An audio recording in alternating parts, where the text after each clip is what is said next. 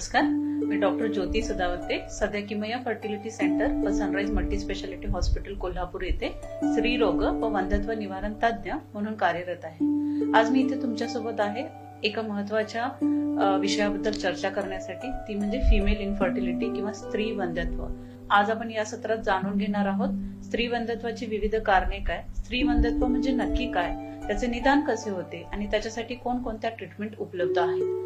तर मैत्रिणींनो, पहिल्यांदा वंध्यत्व म्हणजे काय. वंध्यत्व म्हणजे जेव्हा एखाद्या कपलला संतती धारणा होत नाही, पण किती दिवस आपण वाट पाहू शकतो.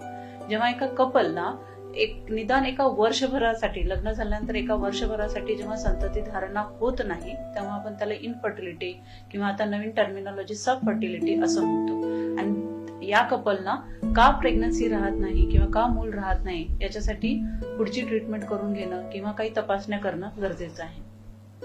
पण हा जो काळ आहे 1 वर्षाचा, तो फक्त ज्यांचं वय 35 वर्षापेक्षा कमी आहे, ज्यांचे पिरियडचे काही प्रॉब्लेम्स नाही आहेत किंवा ज्यांना काही रिस्क फॅक्टर्स कुठले नाही आहेत, की पूर्वीचा कसला आजार नाहीये, आणि ज्यांना सेक्शुअल इंटरकोर्स हा रेग्युलरली होतो, याच्यासाठी ही मर्यादा लागू पडते. पण ज्या महिलांना ज्यांचं वय 35 वर्षापेक्षा जास्त आहे, काही हाय रिस्क फॅक्टर्स आहेत, त्यांनी 6 महिन्याच्या काळातच जर प्रेग्नन्सी राहिली नाही तर त्याच्यासाठी निदान किंवा तपासणी करणे गरजेचे आहे. आता आपण पाहूयात की स्त्री वंध्यत्वाची विविध कारणे काय. स्त्री वंध्यत्व, एखादी प्रेग्नन्सी राहणे किंवा आपल्याला बाळ होणे, याच्यासाठी महत्वाच्या 3 गोष्टी असतात. एक म्हणजे स्त्री बीजकोशामध्ये स्त्री बीज हे व्यवस्थित तयार होणं, ओव्हरीमध्ये एग व्यवस्थित तयार होणं. दुसरी महत्वाची गोष्ट गर्भपिशवी, सर्व्हिक्स किंवा गर्भपिशवीचं तोंड, ट्यूब्स किंवा गर्भपिशवीच्या बाजूच्या नलिका या हेल्दी असणं. गर्भपिशवीचं आतलं अस्तर किंवा गर्भपिशवीची आतली परत ही व्यवस्थित हेल्दी असणं, हे एका स्त्रीसाठी महत्वाचं आहे. आणि त्याचप्रमाणे पुरुषाचे शुक्राणू हे हेल्दी असणं किंवा त्याची हेल्थ सुद्धा हेल्दी असणं, हे पण तितकेच महत्वाचे आहे. तर ह्या सगळ्या गोष्टी जर व्यवस्थित असेल तर शक्यतो संतती धारणेसाठी काही प्रॉब्लेम निर्माण होत नाही. पण मग काय काय कारणे असू शकतात स्त्री वंध्यत्वाची. जसं मी म्हणलं की पहिली कंडिशन म्हणजे, आणि कॉमन कंडिशन म्हणजे अनओव्ह्युलेशन. फिमेल वंध्यत्व हे इनफर्टिलिटीच्या 30% केसेसमध्ये कॉन्ट्रीब्युट करतं. म्हणजे 30% इनफर्टिलिटी ही फिमेल फॅक्टर्समुळे असू शकते. आणि त्यातील महत्वाचे कारण म्हणजे अनओव्ह्युलेशन. अनओव्ह्युलेशन म्हणजे स्त्री बीजकोशामध्ये स्त्री बीज हे तयार न होणं, याला आपण अनओव्ह्युलेशन म्हणतो. हे कुठल्या कुठल्या कंडिशन मध्ये होऊ शकतं किंवा कशामुळे होऊ शकतं. कॉमनेस्ट कंडिशन जी स्त्री बीजकोशामध्ये स्त्री बीज तयार करण्यास अडथळा निर्माण करते, ती आहे PCOD. जसं या विषयावर आपण लास्ट टाइम माझ्या सत्रामध्ये चर्चा केली आहे आणि मी त्याची तुम्हाला डिटेल माहिती सुद्धा दिली आहे. सर, हे खूप महत्वाचं आणि कॉमनेस्ट कॉज आहे PCOD. त्याच्यानंतर दुसऱ्या हार्मोन्सच्या कंडिशन्स, जसं काही थायरॉइड प्रॉब्लेम असेल, आपल्या बॉडीमध्ये प्रोलॅक्टिन हार्मोन जास्त असेल, काही पिट्युटरी किंवा हायपोथॅलॅमस या ग्रंथीचे आजार असतील, किंवा जेव्हा मिनोपॉज किंवा आपण रजोनिवृत्ती असं म्हणतो त्याला, ही 40 वर्षाच्या आधीच होते, तेव्हा स्त्री बीजकोशामध्ये स्त्री बीज तयार व्हायला प्रॉब्लेम होतो आणि त्याच्यामुळे इनफर्टिलिटी किंवा सब फर्टिलिटी ही कंडिशन फेस करावी लागू शकते. त्याच्यानंतर त्याचबरोबर जसं की गर्भपिशवीचे विविध आजार, फायब्रॉइड्स म्हणा, म्हणजेच गर्भपिशवीच्या मांसाला असलेल्या गाठी, पॉलिप्स, गर्भपिशवीच्या आतल्या लाइनिंगला असलेल्या गाठी, किंवा गर्भपिशवीचं अस्तर हे हेल्दी नसणं, त्याच्यामध्ये आत अडेजन्स किंवा गर्भपिशवीचं अस्तर हे आत चिकटलं जाणं असू देत, या सगळ्या कारणांमुळे सुद्धा फिमेल इनफर्टिलिटी ही होऊ शकते. त्याचबरोबर तिसरं कारण म्हणजे ट्यूब्स किंवा गर्भपिशवीच्या बाजूला ज्या नलिका असतात त्याला आपण ट्यूब्स असं म्हणतो. जेव्हा या ट्यूब्सना काही डॅमेज किंवा त्यांच्या फंक्शनमध्ये काही प्रॉब्लेम असतो, जसं की काही ऑपरेशन्स झालेत, एक टॉपिक प्रेग्नन्सीसाठी ऑपरेशन असू देत, किंवा इन्फेक्शन्समुळे ट्यूब डॅमेज होऊ शकतात, तर या विविध कारणामुळे ट्यूब्सचे आजार उद्भवून सुद्धा प्रेग्नन्सी राहण्यामध्ये फिमेल इनफर्टिलिटी होऊ शकते. त्याच्याबरोबरच गर्भपिशवी किंवा सर्व्हिक्सचे जन्मताच काही दोष असतील, म्हणजे त्या व्यवस्थित नॅचरली जशा फॉर्म व्हायला पाहिजेत तशा जर फॉर्म झाल्या नाहीत तरी सुद्धा याचा फिमेल इनफर्टिलिटी ही होऊ शकते. तर आता आपण जाणून घेऊयात की स्त्री वंध्यत्व ची कारणे शोधण्यासाठी किंवा का होत नाही प्रेग्नन्सी हे जाणून घेण्यासाठी कोणकोणत्या प्रकारच्या तपासण्या केल्या जातात. ह्याच्यामध्ये सगळ्यात महत्वाचं खूप आहे की तुम्ही एखाद्या चांगल्या फर्टिलिटी स्पेशालिस्टना दाखवणं किंवा ऍटलिस्ट गायनेकॉलॉजिस्टना दाखवणं, ज्याच्यामध्ये जी तुमची हिस्ट्री घेतील की त्याच्यात तुमच्यात काही रिस्क फॅक्टर आहे का, क्लिनिकली कुठल्या प्रॉब्लेममुळे तुम्हाला प्रेग्नन्सी राहत नाही हे तुमच्या त्या हिस्ट्रीवरून जाणून घेतील, तुमच्याकडून इन्फॉर्मेशन घेतील. त्याचबरोबर एक्झामिनेशन, क्लिनिकल एक्झामिनेशन ही खूप महत्वाची आहे, ज्याच्यात तुमचं वेट चेक केलं जाईल. त्याच्याबरोबर तुमची जनरल हेल्थ कशी आहे, तुमची गर्भाशयाची स्थिती कशी आहे किंवा दुसरे कुठले आजार आहेत का, हे त्या क्लिनिकल एक्झामिनेशन मध्ये पाहिलं जाईल. आणि त्याचबरोबर काही तपासण्या सुद्धा ऍडवाइस केल्या जाऊ शकतात. तर त्याच्यातली कॉमनली जी तपासणी आपण ऍडवाइस करतो ती म्हणजे टेस्ट फॉर ओव्ह्युलेशन, म्हणजे नक्की स्त्रीबीज कोशामध्ये स्त्रीबीज तयार होतंय की नाही हे पाहण्यासाठी जी टेस्ट असते त्याला आपण ओव्ह्युलेशन स्टडीज असं म्हणतो. तर हे जे ओव्ह्युलेशन स्टडी आहे ती ब्लड टेस्टद्वारे सुद्धा केली जाते. रक्तामध्ये LH नावाचा हार्मोन पर्टिक्युलर दिवसाला किती आहे हे तपासलं जातं, किंवा सोनोग्राफी करून सुद्धा गर्भाशयाच्या बाजूला स्त्रीबीज कोशामध्ये स्त्रीबीज तयार होते की नाही हे सोनोग्राफीने सुद्धा तपासले जाऊ शकते. आणि तयार होत असून ते बाहेर पडतंय की नाही त्या कव्हर मधून, सो ओव्ह्युलेशन होतंय की नाही हे सुद्धा सोनोग्राफीने चेक केले जाऊ शकते.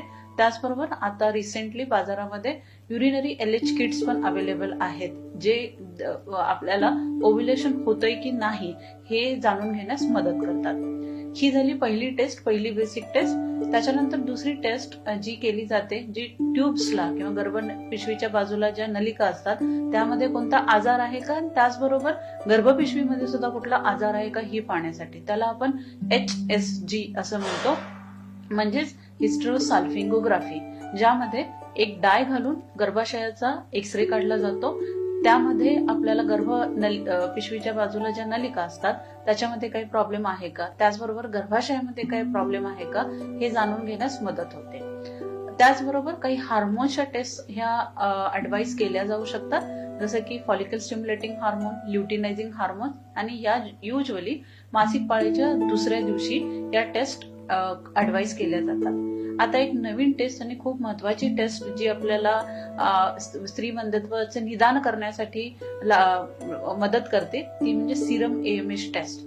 ही serum AMH test, serum antimullerian hormone test, ही बेसिकली आपल्या ओव्हरीमध्ये किंवा स्त्रीबीज कोशामध्ये बीजांचा किती रिझर्व आहे ही पाहण्यासाठी केली जाते.